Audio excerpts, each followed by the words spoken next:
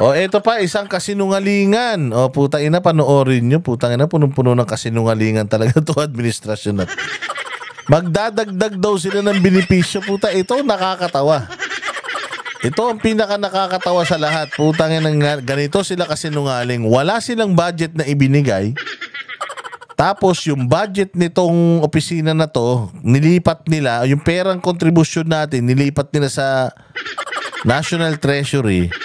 Tapos magdadagdag daw sila ng benepisyo. Anak ng tinapay, saan ka makakita ng isang adobo na tinanggalan mo ng rekado, tapos sasabihin nila na mas masarap ito. Sinungaling talagang mga hayop eh. Wala ngang pondo eh. Tapos magdadagdag kayong benepisyo. Mga tarantado kayo. Ito naman mga putang inang media na ito, sinasakyan naman to. Kasapakat pa sila sa pagpupropaganda.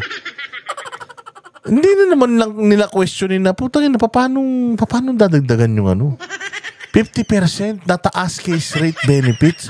Kung meron kang pigsa, kung dati yung pigsa mo nakukuha mo 7,000 lang, pa 14,000 na ngayon ang matatanggal sa bill mo. Yung case rate tumaas ng 50%. Hindi pala 50% ng 7,000, 3,500 eh. So 10,000 ang mababawas sa bill mo.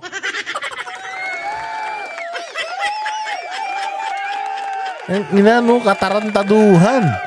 Sobrang gago. Paano madadagdagan? Unang-una sa lahat, PhilHealth, di naman kayo ospital. Putang ina, baka balang araw lahat na ng mga member ng PhilHealth hindi na makapasok ng ospital dahil sa kahayupan nyo eh. Kasi alam ng ospital yan eh. Ako nagninegosyo ako eh. Tapos putya, ito PhilHealth lang yung pera. Tapos yung PhilHealth bago ko makasingil. Tangina niyan. Akala mo, ano ka? Akala mo naglo-loan ka.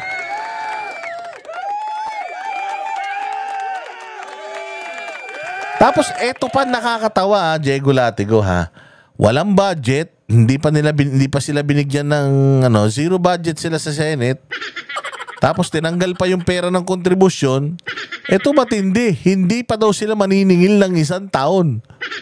Sa PhilHealth, putang ina nyo, saan manggagaling yung pambabayad nyo dyan? Putang niloloko nyo tao, hindi feasible eh. It doesn't add up.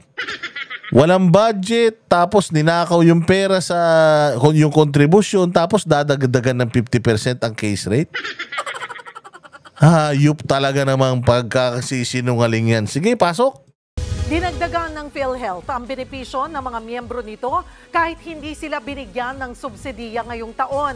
Kabilang sa tinaasan ang PhilHealth coverage para sa mga may dengue at pneumonia. Nasa frontline ng balitang niya, si Ria Fernandez. Zero man ang subsidiya ng PhilHealth ngayon 2025. Ina niyan eh, pwede naman palang zero subsidy. Maraming pala kayong pera eh. Ang laki ng hinuhulog ko dito dati. Ang laki ng hinuhulog ko sa PhilHealth. Putang ina nyo, wag na kayong maningil. Wag na kayong maningil forever. Putang ina, kahit nakawin nyo pera ng PhilHealth, wala kaming pake. Wag kayong maningil forever. Basta pagka ginamit namin yung PhilHealth, kung ano yung karapatan namin, ibigay ninyo, ha? Putsaya, saan ka makakita? Walang pera, pero mas gaganda daw yung serbisyo. Tangina, dito lang sa Pilipinas, ganito kasatanas yung mga nangangako sa Pilipinas. Oh, ganito kasatanas yung mga nangangako sa Pilipinas. Putay na yung tubig, kaya nilang gawing juice.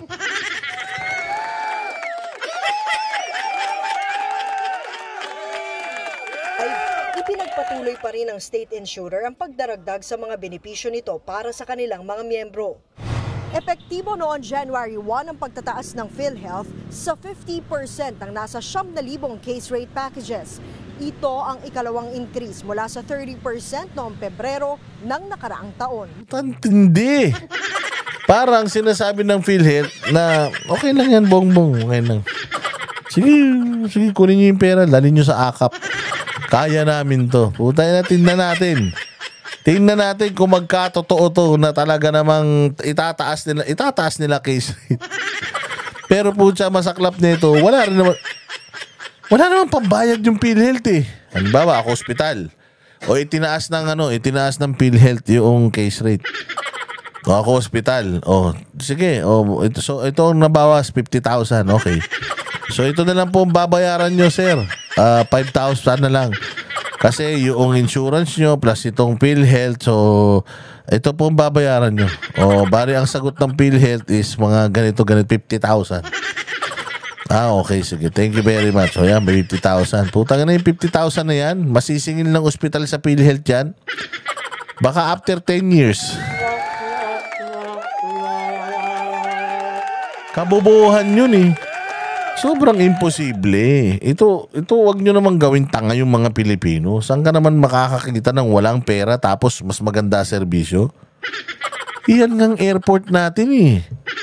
Bago na yung administrasyon dyan sa airport. Tinaasan pa yung mga fees, tinaasan yung terminal fee at kung ano-ano. Puta, tinin mo yung CR, bulok. May budget pa yun ha. Kayo pa kaya walang budget?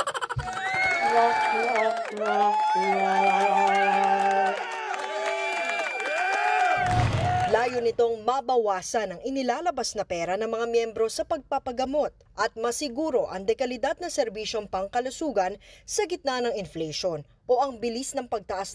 Paano mo It's so hard to believe na magpapaasa na naman kayo ng mga tao. Ito, alam mo, ito talaga administrasyon to ng kahayupan, kasinungalingan.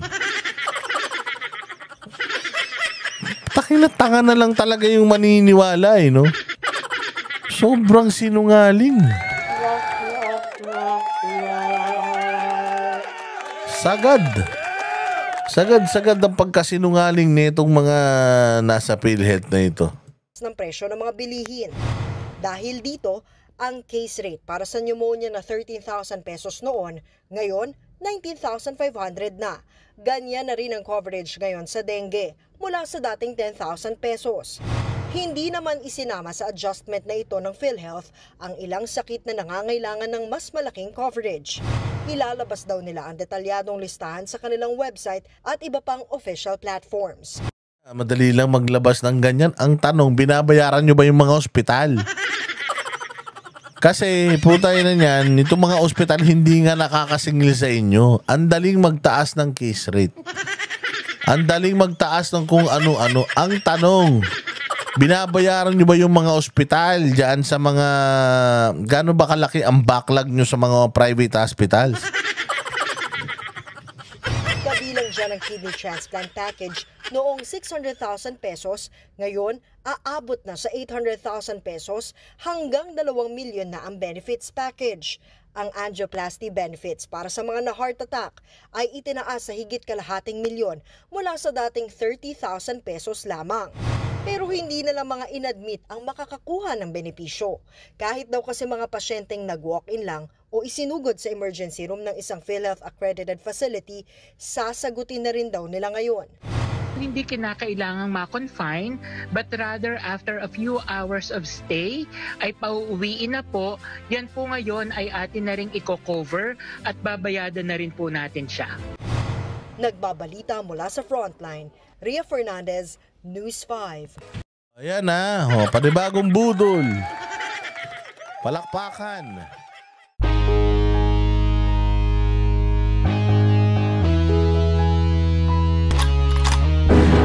Yan ang Banateros, walang inuurungan. Pag tama palakpakan, pag mali ay babanatan. Yan ang Banateros, boses ng ordinaryong Pilipino. Banateros ay walang makakaawan, walang inuurungan.